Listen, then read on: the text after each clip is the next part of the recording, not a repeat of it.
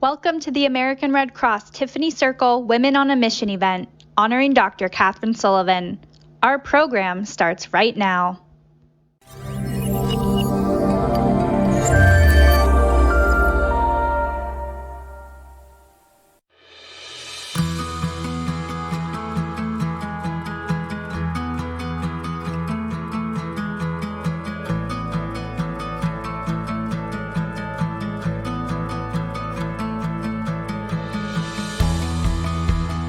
In a disaster, whether it's care or food or shelter, the Red Cross is there.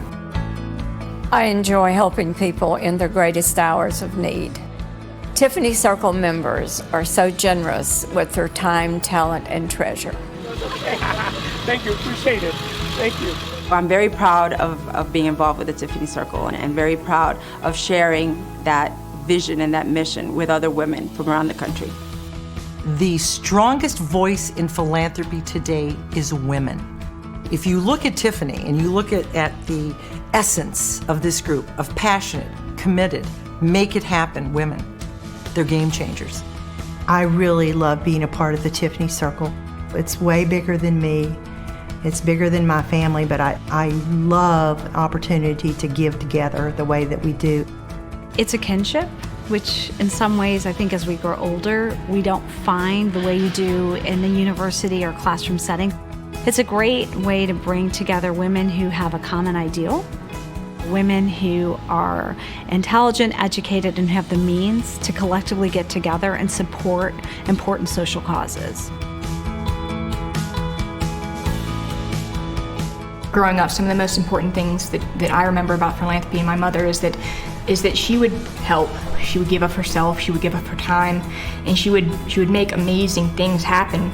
And it stayed with me. And I hope I can pass that to my children. I truly feel that what I do for the Red Cross in terms of philanthropy and in terms of what I give back has an effect. That's what drives me, is that I know that the Red Cross is there, and that means I'm there for them too. I choose to continue to support the Red Cross and encourage and engage other women to be involved.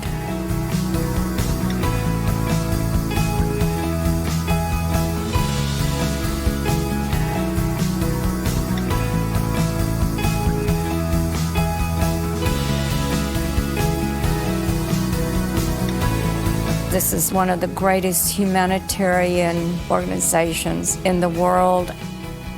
What the goals and objectives are, no one else can provide.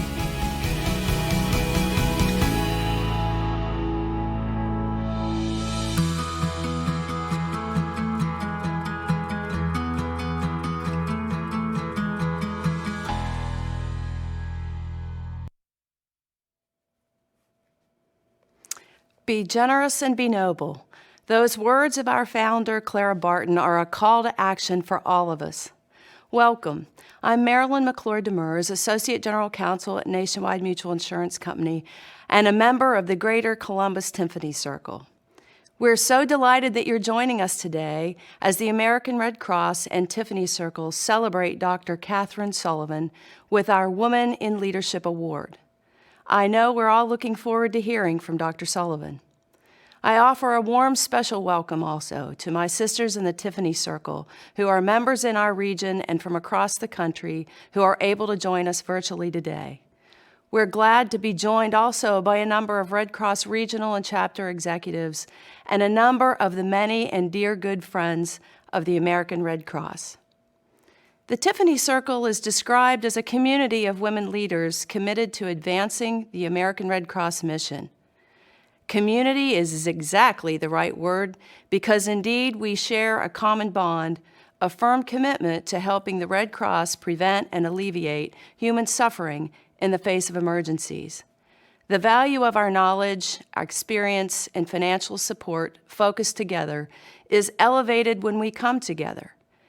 I have found myself great personal satisfaction and growth in learning from the programming of the Tiffany Circle and from meeting and working with great women from my area and around the country with whom I have an immediate connection.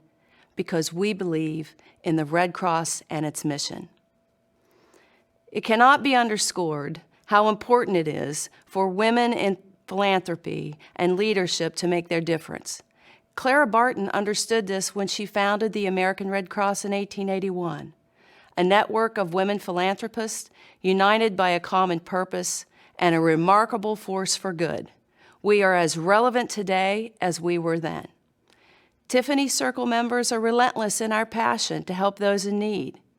You might say, and indeed we do, we are women on a mission.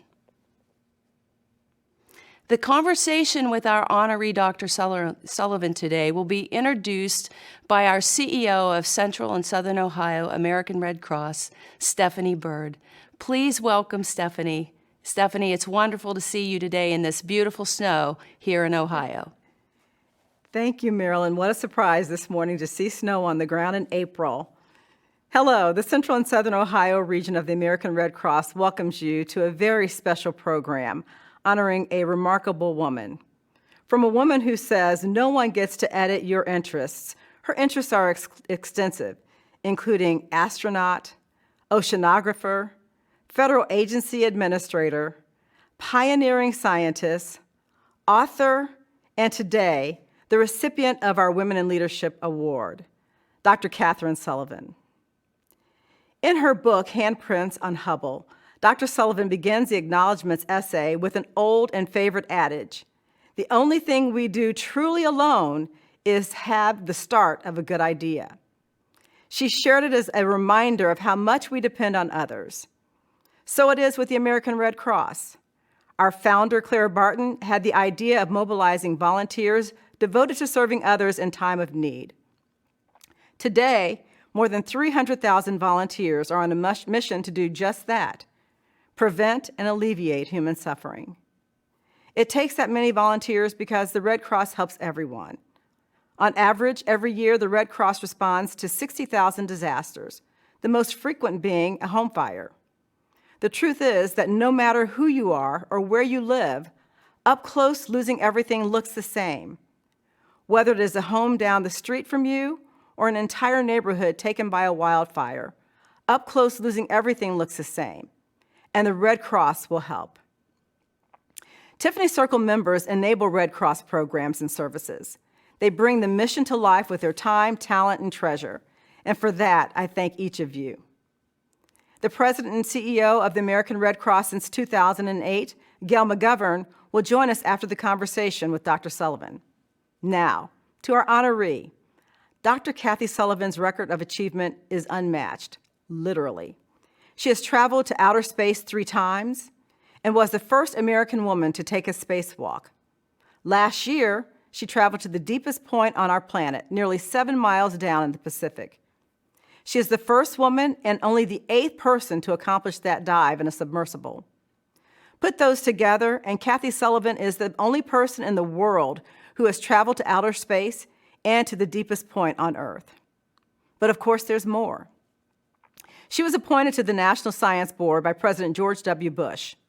She was nominated by President Barack Obama and confirmed by the Senate as Undersecretary of Commerce and Administrator of the National Oceanic and Atmospheric Administration, which includes the National Weather Service, which we're familiar with. This is part of particular interest to the Red Cross as they are charged with forecasting dangerous weather events.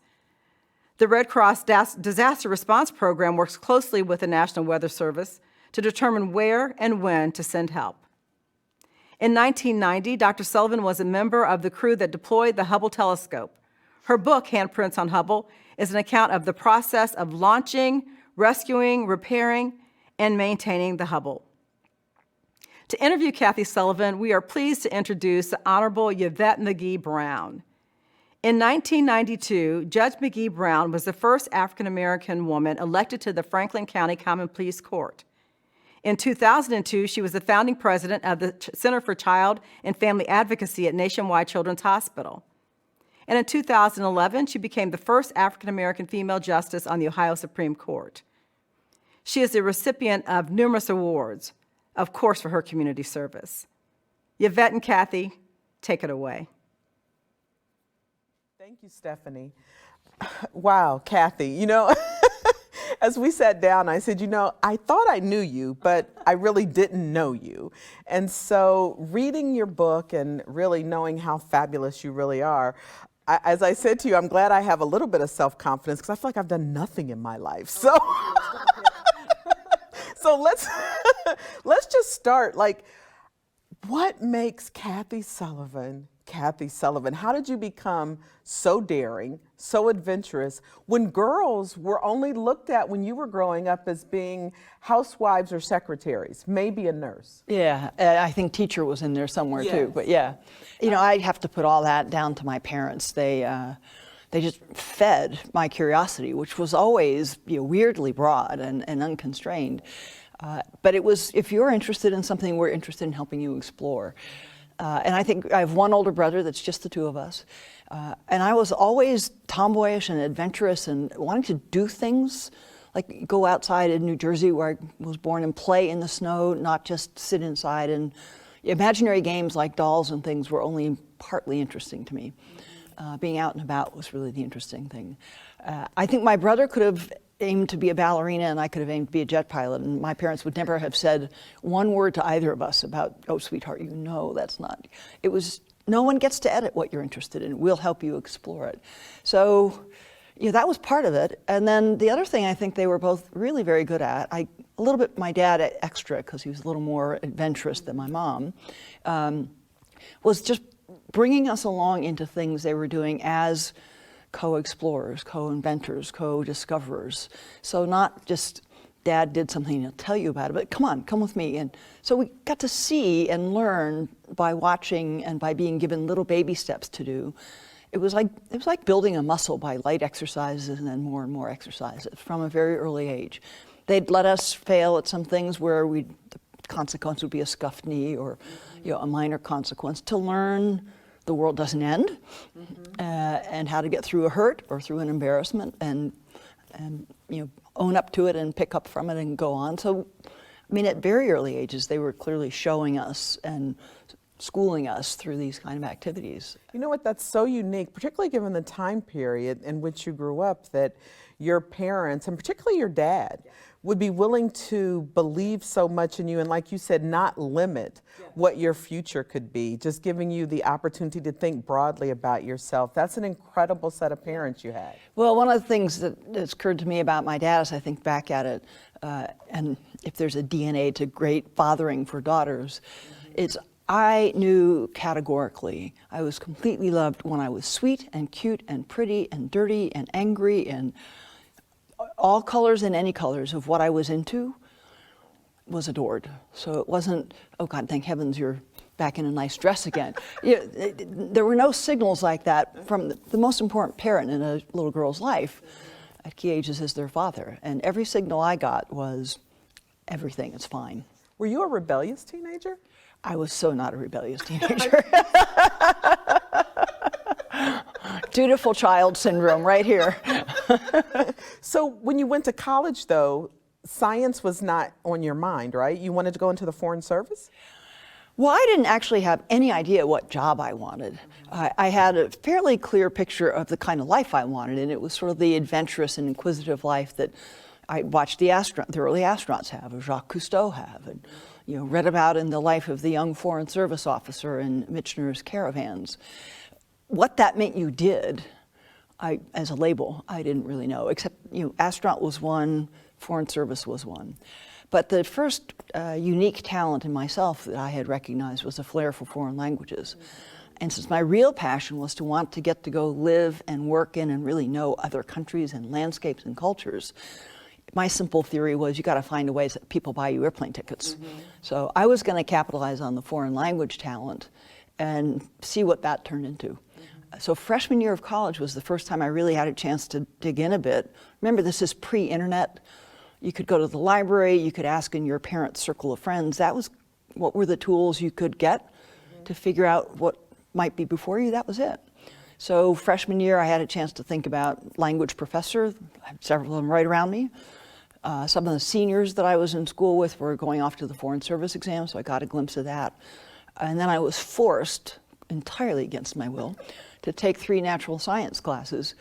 And in those professors, I actually saw the embodiment of this kind of adventurous, inquisitive lifestyle that I've been looking for. And it was this complete aha moment. I mean, who knew there were these things called oceanographers and that they did this stuff? And people do buy them airplane tickets so they can go join research ships in exotic locales and learn all about the world and how it works. And I'm going with them. Wow, that was it. I mean, you talked in your book about how you had this professor where you asked this question that was probably sounded dumb to him, and yet he moved right past what you perceived to be the dumb part of the question and dug into what you were really asking. How pivotal was that for you? Absolutely pivotal, and he and I remain dear friends to this day, and that's exactly what he did. And I wondered what proportion of quote normal professors would have just, sneered disdainfully. It was a sincere question badly put because of all the ignorance I had at the time. He answered what was underneath it. He answered the curiosity and the passion. He respected that despite the poor phrasing, as opposed to embarrassing me or criticizing me for the poor phrasing. He took it on himself to answer the sincere part rather than throwing back at me, "That's a silly thing to say, what do you mean?" I would have cowered and fled the room, I'm sure, if he had done that. Yeah, and never pushed forward with any, yeah. You know what the statement you made that I don't want to gloss over because I think it's so profound is you said you always knew you wanted an interesting life. I mean, I remember growing up in Brittany Hills and I always said I wanted more, but I didn't know what more looked like. And so when young people say they want more, what do we have to do as adults to help them get to a path where they can start to see that? Well, yeah, one thing I realized as I look back at ignorant young me, and the only way I can think to phrase this is, I had no idea how the world of work was structured. My mother kept the home. My father drove down the road and was an engineer. I sort of dimly knew what that meant. And so how do my interests or skills or talents map into something out there? I had no idea about that. And at 10 or 12 or 13, that's not what you don't interview your parents' friends to ask them questions. Right.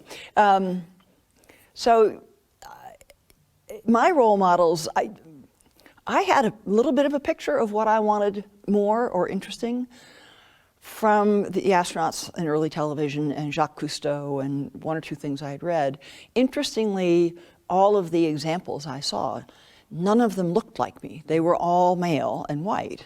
And again, I think it's down to the parenting of my family. It was not, if you can't see it, you can't be it. It was, yes, there are absolutely lessons you can take about courage or discipline or excellence from John Glenn. Those are human qualities, not white male qualities uniquely. You think is there nothing I can learn about courage from Nelson Mandela because I'm female and white and he's not? Or about eloquence from Maya Angelou? That's nonsense. But there had to be an inner strength there, right? Yes, and that strength of your compass needle is tested periodically throughout life, and sometimes you feel on your heels and you have to sort of reprocess again. Well, this is what I thought I wanted, but that's hard, or that was scary, or that was embarrassing, and you have to sort of recalibrate. How much do I want this? How important is this to me? And reconfirm, and that's what propels you forward. But I don't know a way to not go through those periods of reassessing and reevaluating and reconfirming what's the purpose, what's the point, what's the importance to you, not to the peanut gallery or whoever you've encountered. It's kind of up to you, not always an easy thing to do, but an opinion is just a puff of air from someone else. Unless you take it. Easier said than done, but yes. There's truth in that. But you have to have such a strong sense of self when you walk into that room and you're the only woman. And you talk in the book about how when you were at NASA, there was this kind of locker room style of competition that didn't work for you. I can do that. It's not, if you want the best out of me, that's not the kind of cultural environment to get the best out of me. And so when I've gone on in the organizations that I've led, I've regarded in part as experiments in that leadership theory. It's got to be high expectations. It's got to be high performance. It's got to be a candor, an honesty about was that satisfactory or not. and you got to be able to have that out on the surface.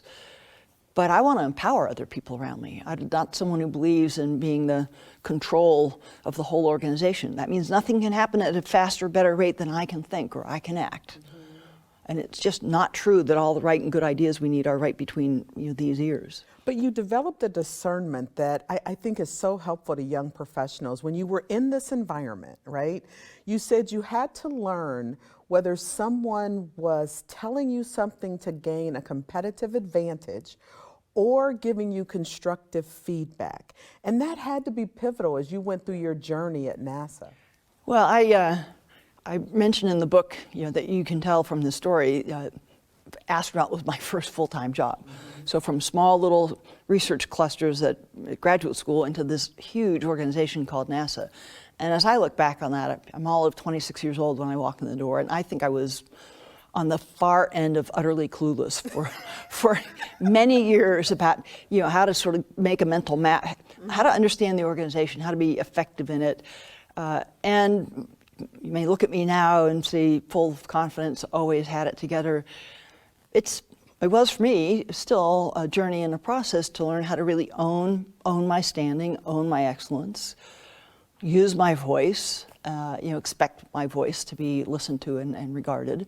And I think you see this probably too in loads of professional women. Oh, yes. You want to just say, I need that done. That's right. With the presumption that 6 people will start to do it. And we tend to say, gee, do you think one of you could? As if I have to be polite and invite you. Even if I'm wearing the Admiral's shoulder boards or the CEO title, we're kind of conditioned to that presumption. And I think it's a maturing and growing process to get stronger and stronger in the other direction. Oh, absolutely. I mean, add on to that, being a Black woman, like the mantra I got was like, you never want to be the angry Black woman in the room. Yeah. And so you watch men who just bark out orders, but you have to be very careful about how you say things and how you look when you say things. Yep. Let's step One back. is the strong, assertive, fabulous leader, and the other is the angry Black woman. I told you this wouldn't work. Yeah. We've had this discussion before. So you talk about that exploration is putting curiosity into action. And so how do we get from the ocean to joining NASA, deciding to apply to be an astronaut? That's fascinating to me. Yeah, well, there are 2 steps there. One is, as I learned a little bit more about what NASA was looking for in the shuttle program, I saw a parallel between the oceanographic expedition work that I had already done a good bit of and loved, and similar set of skills on steroids, but similar set of building blocks for what NASA needed. So that was the sort of, this is the kind of stuff I'm really good at and like. And the other thing was, the odds are you're not going to get selected. They're going to have a zillion people, and they're going to take very few. So the odds are against you. The worst that can happen is they tell you no. But if they happen to say yes, then I get to see the Earth with my own eyes from orbit instead of looking at other people's vacation pictures. And I just could not resist that.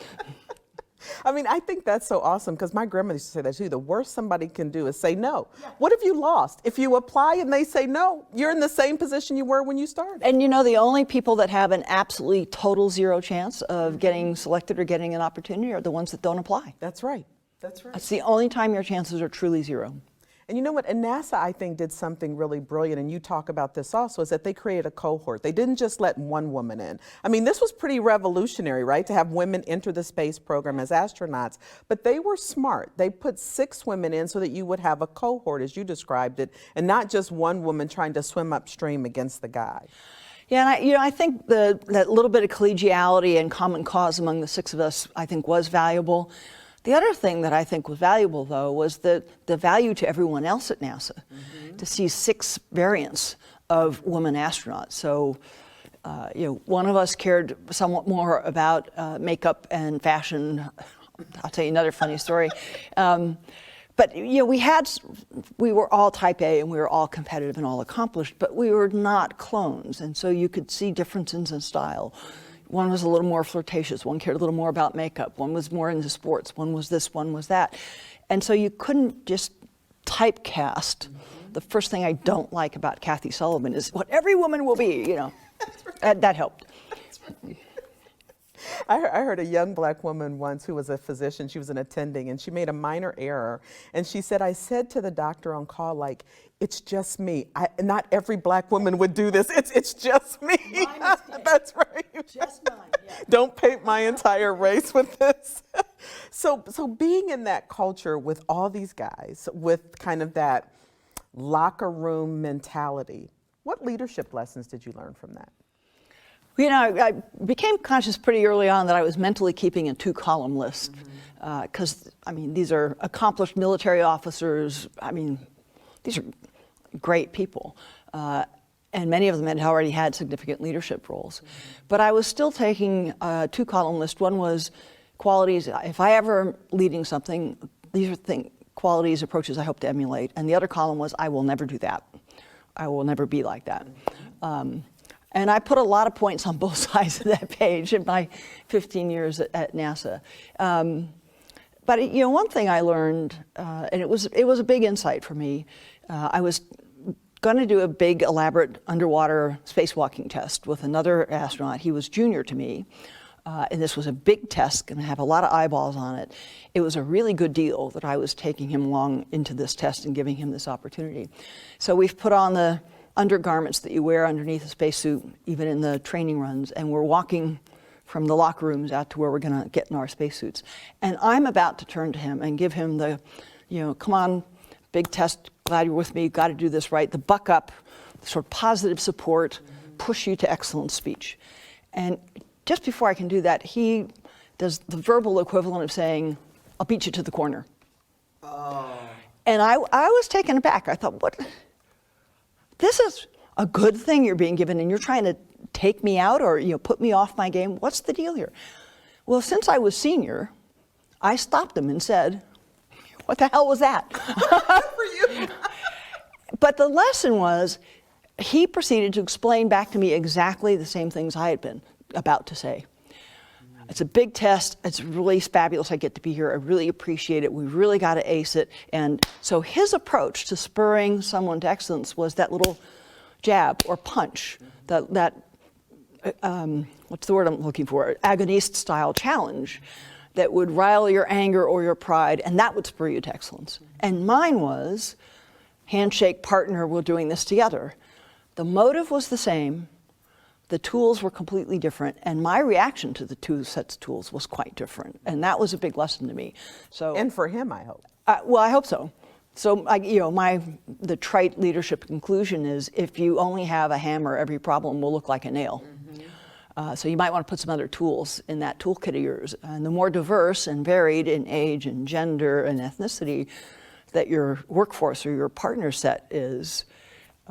You got one of two ways to look at it. It's on all of you to map yourselves into me, because I be the boss, or it's on me. So are you the czar, or are you the orchestra conductor? I love that. If you're the orchestra conductor, you're trying to bring the best out of everyone and be attuned to how do I do that? What does it take? Yeah. So after you decide to leave NASA, because, as you say in the book, you decided you were not going to live your career not being you. What did you mean from that? Well, fitting into this locker room culture, this is the particular way to lead, the particular way to do. I have a little more than average astronaut, maybe impetuous side, intuitive side. I think those are strengths.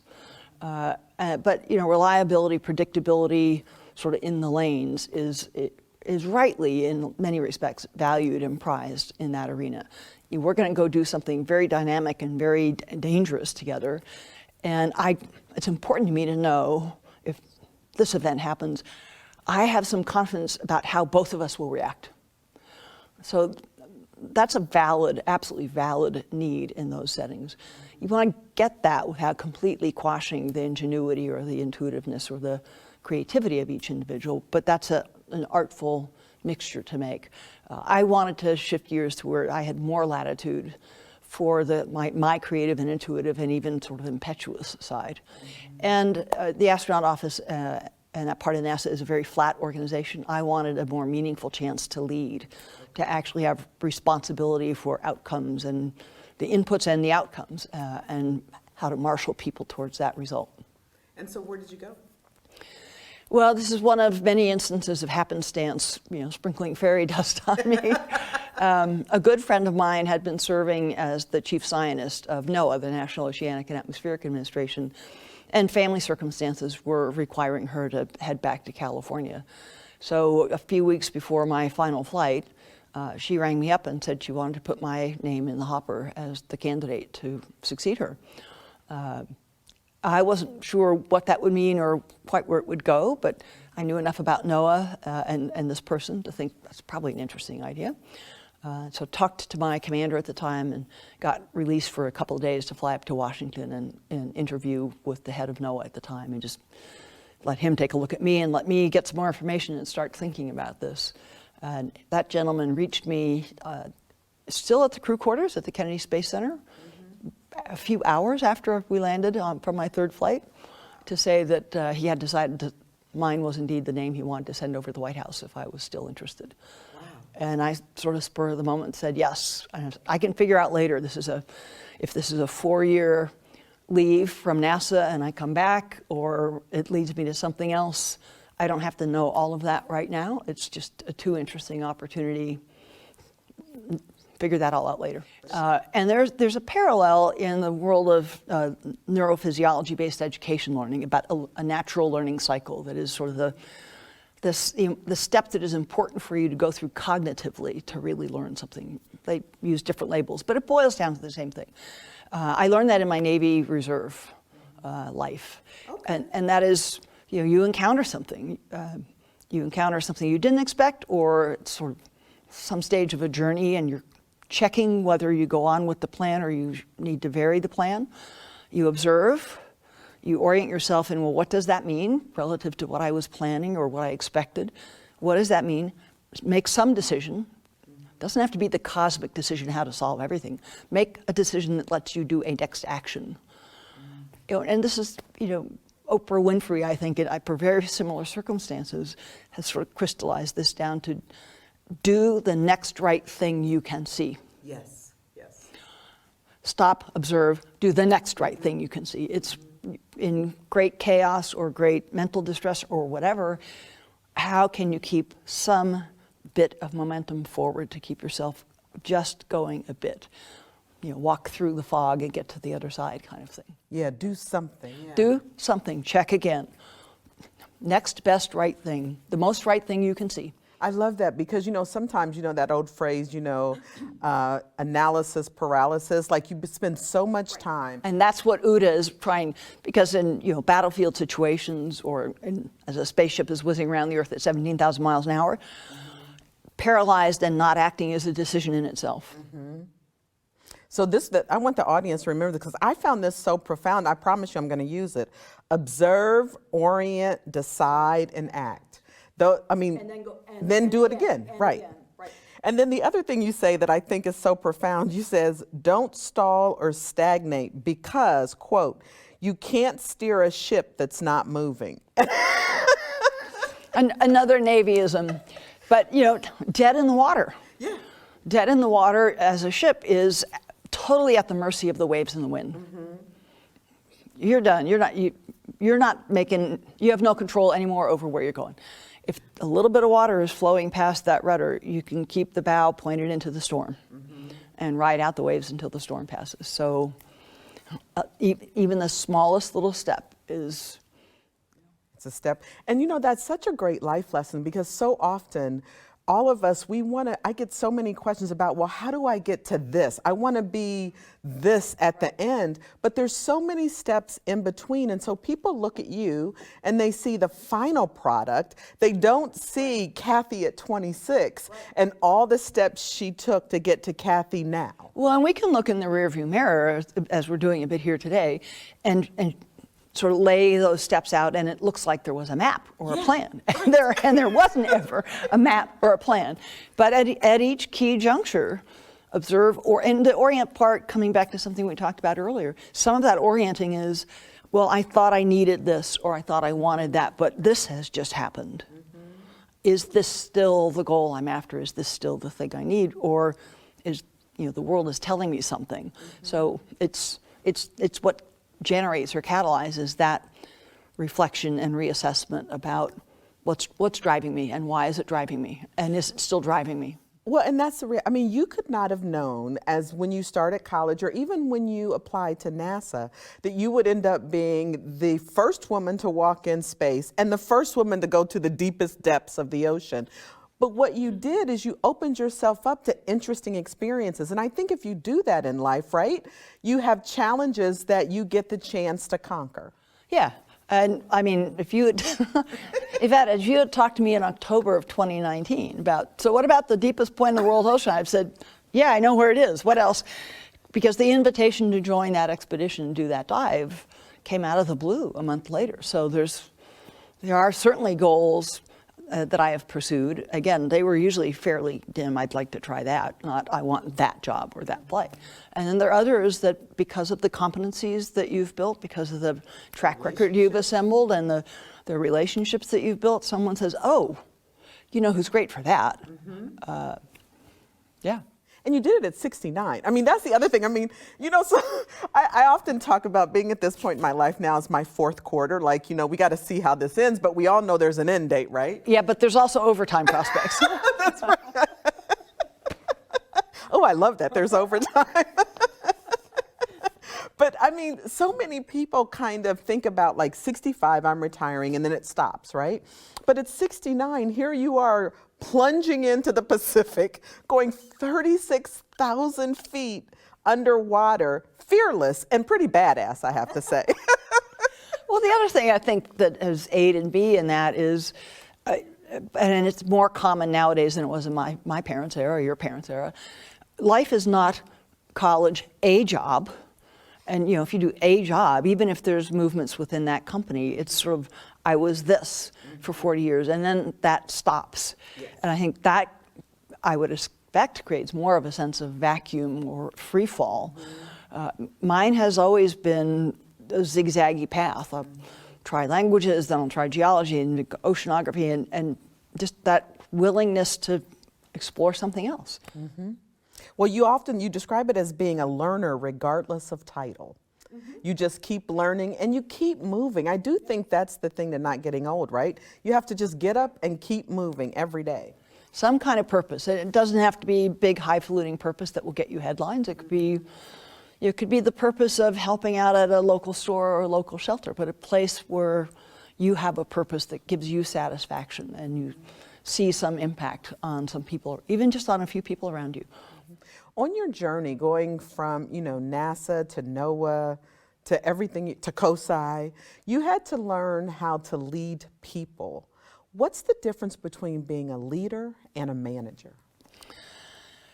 You know, managing is having I think managing is about, I think of it more like making sure the machine is running fine. You know, data you can check on, and we said we were going to do this, and we should be this far along, and adjust something if that's not proceeding apace. Leading is about where are we going and why. Mm-hmm. And then it's also about how are we going to come together to do that work, to get there. Mm-hmm. So where, why, what does it matter? How are we going to behave? How are we going to come together as a cadre, as a group, as a company? And that's both how we will behave and who we are not. You know, we will never be like that. We will not treat people like that. I think the leader not only has to set that in a climate sense, but has to state it and show it as well. And that's, you know, it's seeing a bit around the corner and a bit over the horizon. It does require, I see this in all sorts of life lessons and history lessons, something chaotic will happen as you're on that journey. And then the leader needs to be the one person, as you know, Churchill famously said, that has their head rather more about them, because everyone's feeling at sea and they're looking for someone who seems to still have a compass needle. And it needs to be you. Yes, yeah. That's powerful. And then you often... Which is not to say you still see the whole journey. That's right. But I can see that next thing. Yeah, and my philosophy is, at least with my immediate leadership team in a large organization, my philosophy was usually be very, very candid with them about this is all we can see at the moment. We can see this. Anyone see a better, and because I wanted all of them to be intelligence officers. You're going to each go off and handle your part of the next step of moving forward. And if you observe something or measure something in your section that says, ooh, this might not be the right best step, come on back and tell us all. We'll correct. We'll adjust. This is not the pronouncement from on high that we are going to do this regardless come hell or high water. Yeah. This is, all of us have some situational awareness of we're going this way because we think that's going to happen. And so if you see something that contradicts that, we all need to know. That's right. People need to feel part of a team, and people follow you because they believe in you. They believe that you have the best interests of the mission or the organization. I mean, you always talk about everyone gets to complete their sentence. The loudest voice is not necessarily the smartest voice.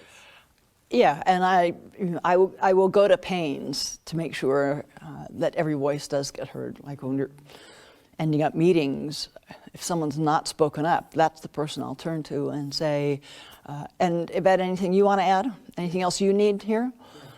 People process and absorb at different rates. They do their lateral thinking at different rates. Some are more confident speakers than others. Those are all fair stylistic points. Yeah. But I want, again, in a leadership team, I not only want all the input from everyone around, I want everyone to know they have an obligation to be engaging and making an input. You don't get to be a spectator if you're in a leadership team. You have to be an active participant. But we can make that harder. If you're not strong enough to be loud, I guess you're not good enough to be on this team. Or we can go the other way and say, well, I know what skills and talents you have that maybe put you on this team, so I want to be sure we're getting those. Yeah, I had a mentor once that said you have an obligation to dissent, because if we're all into groupthink and nobody is willing to raise but the what if or the counter narrative, we're not getting to the best decision. And one of the tricks there is sometimes that's an ill-formed sense in someone's part. And they can't say because this or because that, but I don't feel comfortable about this. Something is not right.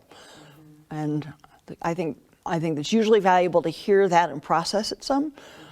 There's an end point to that because space flights are a great example.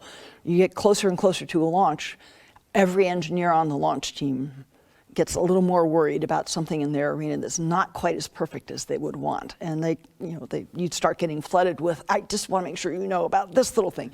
And you've got to be able to discern which bits of those are the natural anxiety of heading towards a launch date and which is a nugget of something that really needs to be responded to. Powerful. Well, in our last few minutes, and I could talk to you all day because I do think your leadership lessons, they are so profound. I found myself highlighting the book like, oh yeah, I want to follow that. But let's quickly talk about your experience at NOAA and seeing the Red Cross in action in a disaster. What does weather and climate change mean for the number and force of disasters we're experiencing now and likely to experience in the future? It's physics 101. As the atmosphere gets warmer, that means it contains more energy, and that's more power that can go into tornadoes, hurricanes, storms. And if you think through the physics, it also tells you extreme events, hurricanes, floods, wildfires, are likely to become more numerous and more intense as the atmosphere gets warmer and warmer. And we're seeing that.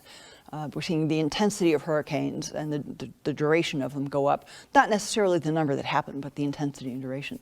We're certainly seeing more wildfires and greater size of them. The litany goes on and on. And yeah, one of my jobs at NOAA throughout the whole time I was back there that's what NOAA does, put out the weather warnings and forecasts that help FEMA and local emergency responders and governors' emergency operations centers be ready. You mean 2 or 3 days warning that there could be a tornado sweep through or a hurricane come in. Where am I positioning my response forces? Where will the first responders be safe, but right nearby, so we can speed the recovery? And so that put me in very close working relationships on a number of occasions with FEMA and Department of Homeland Security. And the Red Cross was always one of those, because FEMA does not have the manpower to do all of it itself. So it reaches out to the Red Cross, other charities and other local forces to swarm in and help take care of people after disaster. So I had many, many encounters with Red Cross volunteers in the wake of hurricanes and tornadoes. The one that sticks with me was in Joplin in 2013, if I remember. So there'd already been a bad wave of tornadoes sweep through Tuscaloosa, really devastating. And then there was a twin tornado, EF5, that swept through Joplin and just absolutely devastated the town. And I went down there about 10 days later. We have Weather Service people on the ground doing our own survey assessment. I wanted to check with them and joined up with the Deputy Secretary of Homeland Security to tour some of the response centers. So they've commandeered the large gymnasium of a local community college and turned it into the shelter. And, it was just such a harrowing scene. Families of all descriptions, mattresses, cots, just a swarm of people, all looking a little shell-shocked, all understandably a bit tattered and ragged, and with no idea when anything like their life comes back. And I was just standing up near the front of the gymnasium at one point, just waiting for someone else to come back out, join our group. And this woman was walking, she was just gonna walk past me, I think about 20 feet away. And I happened to be wearing a polo shirt with the NOAA logo on it. And she glanced at me and then just made a beeline right over to me. Interrupted the person I was talking with, took my hand in both of hers and looked up at me and said, "You're from NOAA?" I said, "Yes, ma'am." She said, "Oh, your forecasts, they saved our lives." So she had the radio on. She lived in an apartment building that was now, pickup sticks. She had the radio on, heard the warning, and knew that some of her neighbors were not paying attention. And she went and roused all her neighbors out of that block and huddled with them under a stairwell, which was the only thing that was left standing. But this was, in a sea of, I think, about 1,000 people, and it had been set up like that. And Red Cross vests were everywhere, helping with food and therapy, and just talking to folks to help them settle a little bit and try to get through this incredibly harrowing time. I saw a Cadillac Escalade folded in half around a tree as I walked through the power of a tornado. Yeah, I don't think people realize, just how devastating the force of nature can be. And we are all thankful that the Red Cross is always there responding. And we, Kathy Sullivan, are thankful for you. It is amazing. You truly are like a national treasure. The first woman to do a spacewalk and the first woman in the ocean, 36,000 feet below. Really? Which makes me the most vertical person in the world. That's right. It is really quite remarkable. And so as we close, let me say to everybody who's listening that we don't all have to be Kathy Sullivan. But we are all influencing and raising and impacting children. And so I just want to close kind of with what we started with, what your parents did, is that nobody has the right to edit what you're interested in. And if we can all remember that, this world's going to be in good hands. Thank you so much, Kathy. And now we're going to pass it on to Gail McGovern, President and CEO of the National American Red Cross. Thank you so much, Kathy. My pleasure. Thank you so much, Yvette, for leading that conversation with Dr. Sullivan. I am just in awe of what I learned, what I heard. I know, Dr. Sullivan, I speak for the entire Red Cross when I say that we are truly inspired by you and all of your accomplishments. And I am in awe of the barriers you must have overcome on your journey. And I also want to thank everyone who is joining us today.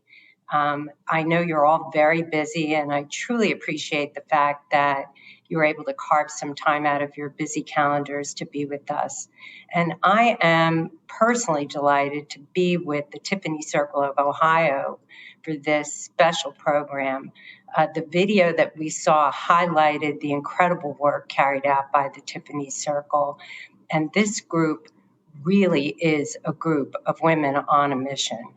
And altogether, it's over 1,000 members strong. And the Tiffany Circle works tirelessly to fulfill our life-saving mission of the American Red Cross.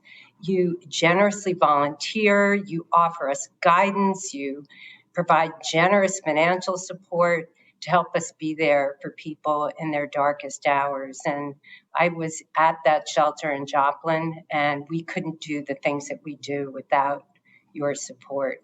So thank you to all the members of our Tiffany Circle for all that you do to support the American Red Cross. One of my favorite things about being part of the Red Cross family are moments like this, when I get to spend time with successful and amazing women. Women are the engine that drives philanthropy in our country. We're decision makers, and over 90% of all household decisions regarding philanthropy. Heck, we're becoming the engine that's running the country. 20 years ago, if you told me that women would be the heads of GM, UPS, Northrop Grumman, Clorox, Citigroup, and so many other Fortune 500 companies, or if you told me that a woman would walk in space or go to the depths of the ocean, I would have told you that you were dreaming. But now that dream is coming true. The women who are with us today are also trailblazers who've succeeded in so many different walks of life. And you've paved the way for the future generations of young women to do anything that they put their minds to. And as the mom of a 31-year-old daughter, I am grateful that you blaze those trails. And I'm deeply grateful for everything you continue to do to support the American Red Cross. I learned over the last year that not even a pandemic can stop us from being there when our country needs us. Not only did we have to deal with COVID, but this past year was the worst disaster year in my history at the American Red Cross. Wildfires, hurricanes, tornadoes, floods, civil unrest, but still our volunteers raised their hands to help people in their darkest hours, even during a pandemic. And many of our other partners were unable to show up, and we had to go it alone. Whenever possible, we put people in hotels to avoid the spread of COVID. In fact, we had over 1.5 million overnight stays in hotels, and our amazing frontline employees still collected 13,000 units of blood every single day. We trained people in first aid and CPR virtually, and we're handling over 500,000 emergency calls from the men and women who are serving in our military, our veterans, and their families. And we're working with other Red Cross and Red Crescent societies around the globe to prevent the spread of the virus. This whole experience showed me that Red Crossers always step up when our country needs us. We are a force for good, and we are unstoppable, even during a pandemic. And all of our work, all of it, is only because of caring and generous people like you. So now, Marilyn and I have the enormous privilege of presenting the Women in Leadership Award to Dr. Kathryn Sullivan. And I really can't think of anyone more deserving of this prestigious award than Dr. Sullivan. Marilyn?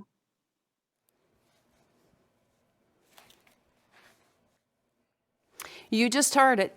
Kathy Sullivan is the world's most vertical person. She's the only person in the world who has traveled to outer space and to the deepest point in the ocean. And I would add that she's remarkably horizontal in the breadth of her interests, her abilities, and that wonderfully uninhibited curiosity of hers. She looks at problems through the lens of many disciplines. She seeks solutions by making unexpected connections. She brings us into her experiences and increases our understanding of the planet and beyond. The Central and Southern Ohio Red Cross region is so very proud to recognize such an accomplished individual and leader. In each of her many roles, Dr. Kathy Sullivan is a leader, and she's an inspirer. Gail, would you please make the presentation? Thank you, Marilyn. Thanks for those kind words about Dr. Sullivan. So on behalf of the American Red Cross and the Tiffany Circle, I am so very honored to present the Women in Leadership Award to Dr. Kathryn Sullivan. Dr. Sullivan? Thank you, Gail, and thank you, Marilyn, for your kind words as well. To all of you out there, I thank you from the bottom of my heart for this award, and additionally for the delight of having had that wonderful conversation with my good friend Yvette McGee-Brown. I guess you could probably tell we were having a lot of fun together. But I am truly honored by this recognition of my work and my service, and very grateful to the American Red Cross, which is an organization I have long admired, for giving me this new and enduring link to the Red Cross family. I'd like to thank every one of you who has joined today's Tiffany Circle event for your support of the Red Cross and its mission. You clearly share my passion and the joy that I find of being part of an organization that touches so many lives in meaningful ways every single day. So again, thank you very much for this tremendous honor. Thank you for welcoming me into the Red Cross family. Dr. Sullivan, let each of us in the American Red Cross Tiffany Circle know no boundaries on what we can do, and let us be inspired by you and your journey as we continue on our own. What an inspiring and wowing discussion with you and Yvette. I know one of the first things that I'm going to do after we conclude today is I'm going to go and get my copy of Handprints on Hubble. From Yvette's questions, we know that the book is as much about leadership as it is science and technology. And I want to call out one more thing that I made, one of the quotes in my notes that I know have impacted many of us. You know, Dr. Sullivan, your quote that you attributed to your parents about no one gets to edit what you're interested in has certainly played out in your wow of a mission of your life and all that you have accomplished. And so we thank you, and we're so honored to have you as our award winner for Woman on a Mission. And I also want to offer a big thank you to my good friend, the Honorable Yvette McGee-Brown, a former humanitarian award winner, I might add, for interviewing her friend Kathy Sullivan. The insightful questions, her great laugh, which makes us all lift. And if this was not a virtual event, I'm sure we would be hearing a very loud applause. And so because we're virtual, you have a standing ovation. Many thanks and congratulations again, Dr. Kathryn Sullivan. We're so proud of all you've done. We're grateful for your time today, and we are inspired by you and for your leadership, your curiosity, and your courage.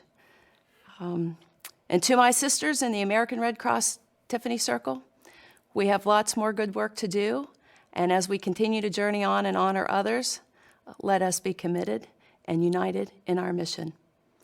And to our President and CEO, Gail McGovern, to Stephanie Bird, our Regional CEO, thank you for all you do for the American Red Cross, the people you serve, and your outstanding leadership and inspiration too. I'm reminded today of why I choose to support the American Red Cross, because of the importance of the mission to prevent and alleviate suffering. I know we're making a difference, and I'm grateful for the opportunity to do this with you. I'm sure you noted, as I did, the critical theme of inclusion throughout the interview of Dr. Sullivan and her journey. We are on this mission together. We remember that and act so as well. And whatever you can, in whatever way you will, join us in supporting the American Red Cross. Your talents, your time, and your treasure make all the difference.